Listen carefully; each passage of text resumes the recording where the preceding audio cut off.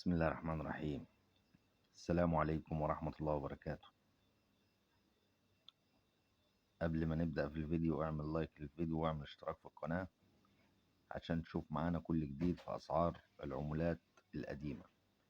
ولو معاك أي عملة وعاوز تبيعها، البيع على جروبات الفيسبوك، البيع على جروبات الفيسبوك أو المواقع زي ايباي وأمازون وعلي بابا وأوليكس، أو في الأسواق الحرة اللي موجودة في كل المحافظات.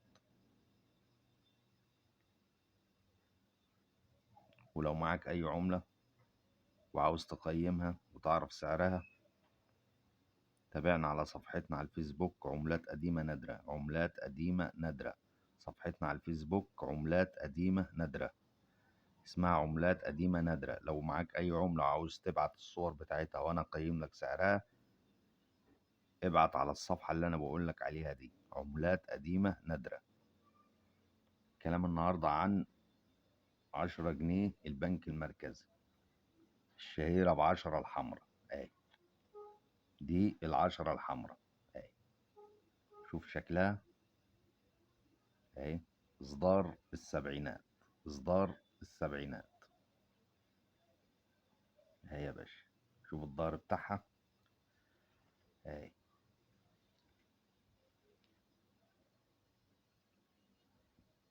اصدار السبعينات، الشهيرة ب10 الحمراء.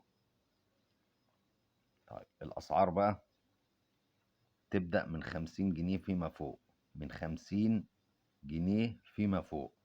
دي اللي في ايديا دي تعمل 70 جنيه، اللي في ايديا دي تعمل 70 جنيه. الحالة الأنصر منها تعمل 150 جنيه و200 جنيه على حسب الحالة. كل ما كانت حالتها أنصر زيرو تعمل سعر أعلى، ولو فيها رقم مميز تعمل سعر أعلى. الرقم ده لو رقم مميز تعمل سعر أعلى. أهو شايف أنت الرقم 0 3 7 3 15، الرقم ده لو رقم مميز تعمل سعر أعلى، يكون الحالة بتاعتها أنصر، دي تعمل سعر أعلى. أما اللي في إيديا دي هتعمل 60 جنيه و70 جنيه. كده عرفنا سعرها وعرفنا ايه الغالي منها وايه اللي مش غالي منها.